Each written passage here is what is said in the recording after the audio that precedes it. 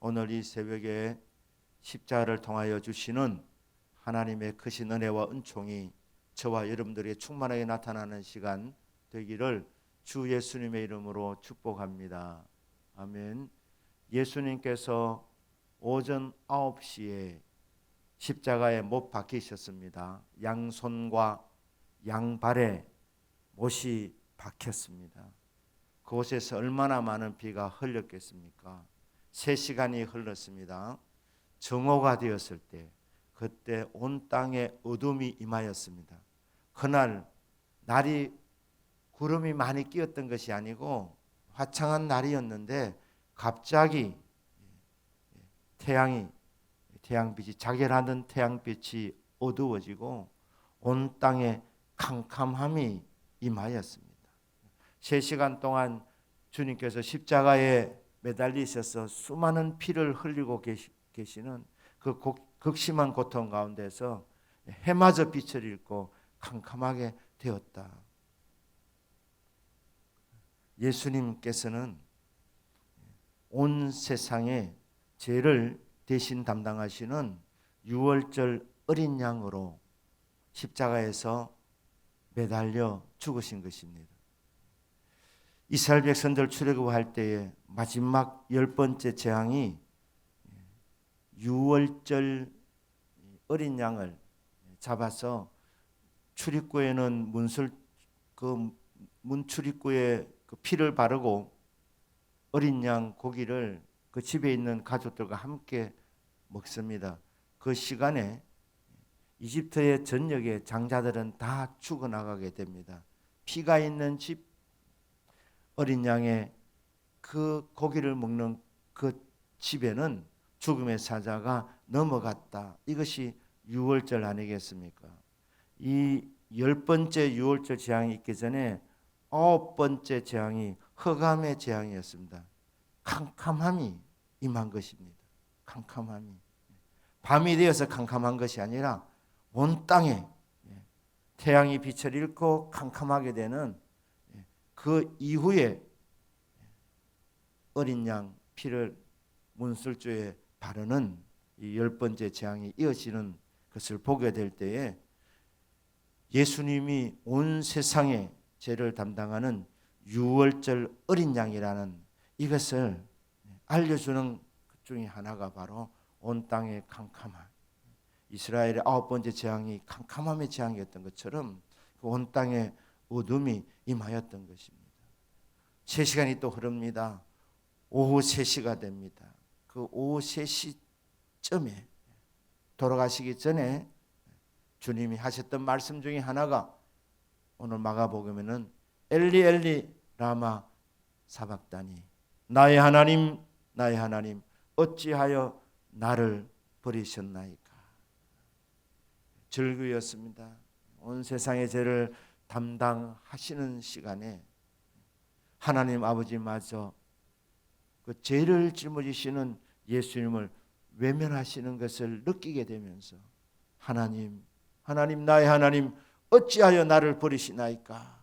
그렇게 절규하는 예수님이셨습니다. 그리고 큰 소리를 외친 후에 숨을 거두시게 됩니다. 이 모습을 지켜보던 백부장, 이 백부장은 이 예수님의 사형을 집행하던 책임관으로 그렇게 알려져 있습니다. 이름이 롱기누스로 이렇게 전하여지고 있는데 딱 지켜보다가 깨닫습니다. 이는 진실로 하나님의 아들이었도다. 마가복음 1장 1절 시작할 때 하나님의 아들 예수 그리스도의 복음의 시작이라.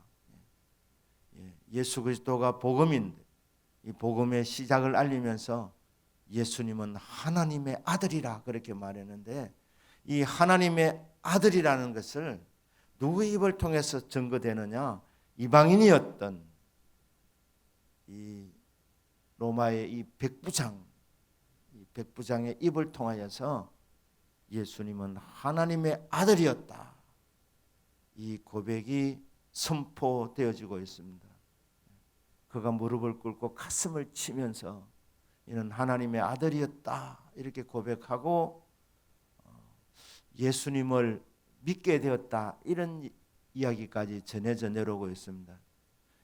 얼마 전에 부활이라는 영화가 나왔는데 이 집정간의 스토리 아닙니까?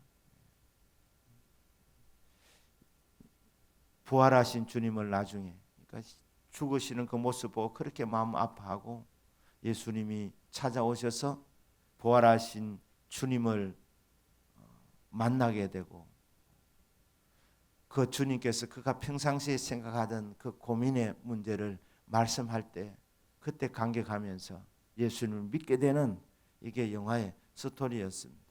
예, 그렇습니다. 주님을 가까이 하면 할수록 주님이 얼마나 위대하신 분인지 알게 됩니다. 주님이 바로 우리의 구원자라는 사실을 깨닫게 되는 것입니다. 이방인이 그렇게 고백하게 되었다는 것입니다. 이는 진실로 하나님의 아들이었도다. 하나님의 아들 예수 그리스도 우리의 구원자이십니다. 아무런 죄도 없으신 그 예수님께서 십자가에서 저와 여러분들의 죄를 대신 담당하시고 온 세상의 죄를 담당하시고 십자가에서 죽으셔서 우리의 모든 죄를 깨끗하게 해주신 용서해 주신 분이 우리의 구주 예수 그리스도이십니다. 그 십자가 밑에 떠나지 않고 주님이 돌아가시는 모습을 지켜본 일단의 무리들이 있었습니다. 여인들이었습니다. 제자들 남자들은 다 도망갔습니다. 물론 세례 요한은 가까이 있었습니다. 하지만 세례 요한은 대제사장의 친척이었기 때문에 아마 목숨에 대한 걱정이 없었기 때문에 거기에 있었을 것이고 또 예수님께서 시키실 일이 있었기 때문에 주님께서 섭리적으로 그를 남게 이렇게 붙들어지 남자들은 다 도망갔습니다. 하지만 이 여인들은 끝까지 주님 곁을 지켰습니다. 이들이 은혜를 받았고 이들 가운데 부활의 첫 목격자도 생기게 되고 또 부활에 대해서 주님이 부활했다는 천사의 소식을 들은 사람들도 이 여인들이었습니다. 주님을 가까이 하는 자 주님께서 은혜를 베풀어 주시는 것입니다. 오늘 이 마가복음의 이 15장 마지막 부분은 아리마대 부자 요셉이 자기의 무덤에 예수님을 매장하려고 빌라도 총독을 찾아갑니다. 벌써 돌아가셨느냐 이렇게 빌라도가 묻습니다.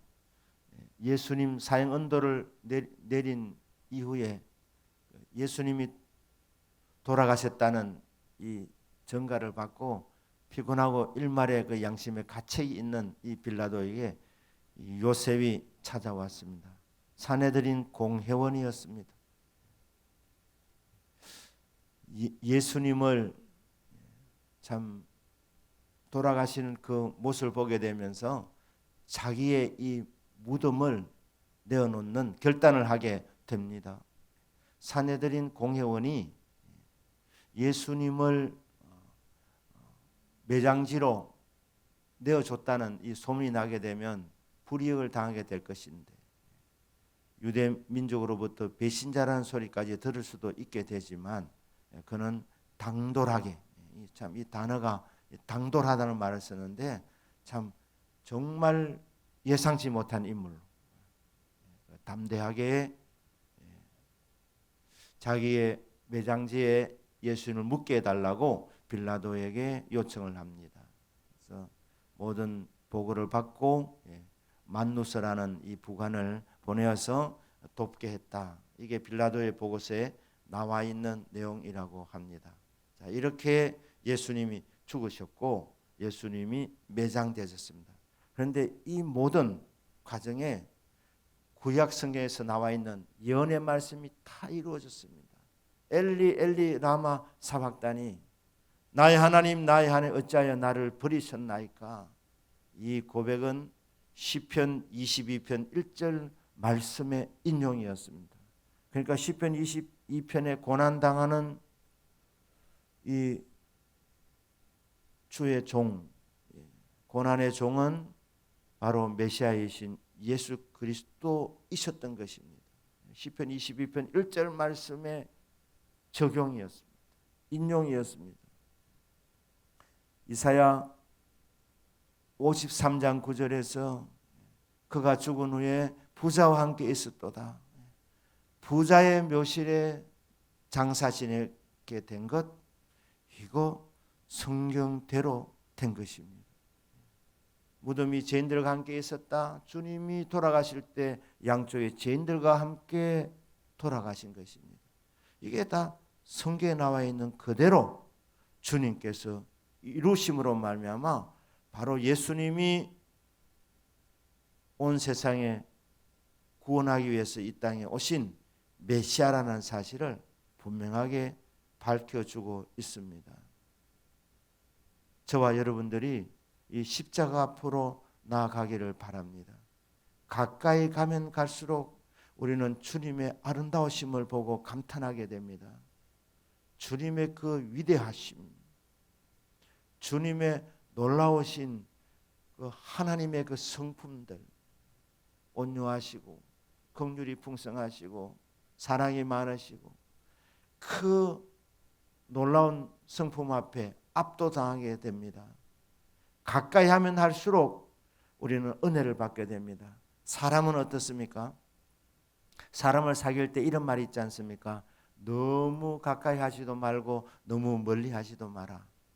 이 말은 너무 가까이 하다 보면 좋은 부분도 있지만 사람의 누구나 약한 부분이 있는데 부족한 부분이 있는데 그런 허점도 보이게 되기 때문에 실망할까 싶어서 너무 가까이도 말고 너무 멀리도 하지 마라. 하지만 우리 주님은 가까이 하면 할수록 더 놀랍게 됩니다. 정말 경이로우신 분이십니다. 주님을 가까이 하시기를 바랍니다. 주님 우리를 만나 주시려고 주님이 십자가에서 돌아가시는 그 순간 성소위장이 위에서부터 아래로 찢어졌습니다. 두께가 한 1인치 정도 된다니까 2.5cm 더 되는 그 두꺼운 천인데 천재지변이 일어나도 큰 태풍이 불어도 전혀 찢어지지 않았던 이 휘장이 찢어졌는데 위에서부터 아래로 찢어졌다. 이게 뭡니까? 하나님이 찢어주신 줄로 믿습니다. 왜 찢어주셨습니까? 성소와 지성소 사이를 가로막고 있던 휘장이었습니다. 이게 찢어졌다는 것은 이제는 누구나 지성소 안으로 들어갈 수 있다는 것입니다. 1년에 한 차례 대제사장이 그것도 1년 364일 목욕 재개하면서 준비해서 성결하게 하고 성결하게 해서 겨우 들어갈 수 있었던 지성소, 하나님을 만나는 장소, 그 지성소, 예수님이 십자가에서 죽으심으로 말미암아 구속 사역을 완성하셨기 때문에 다 이루셨기 때문에 하나님 아버지께서 이것이 완성되었다는 증거로 성소 휘장을 위에서부터 아래로 하나님 아버지께서 찢어 주셨습니다. 그래서 이제는 누구나 예수의 피를 힘입으면 지성소 안으로 들어갈 수 있게 되었습니다. 저와 여러분도 들어갈 수 있게 되었습니다. 그럼 지성소는 어디겠습니까? 십자가 밑입니다. 십자가. 나를 위하여, 여러분을 위하여, 우리 모두를 위하여, 온 세상 사람을 위하여서 죽으신 그 십자가, 그 십자가가 하나님 만나는 장소입니다. 누구나 갈 수 있습니다. 때를 따라 돕는 은혜를 얻기 위하여 은혜의 보좌 앞에 담대히 나아갈지니라.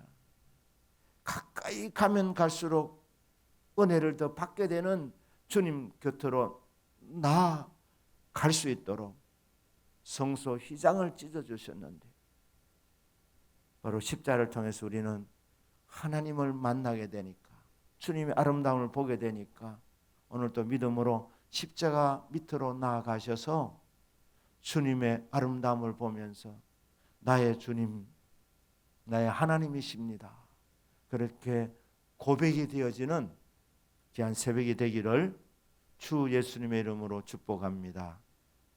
이번 고난주간의 이 마지막 결론의 말씀입니다.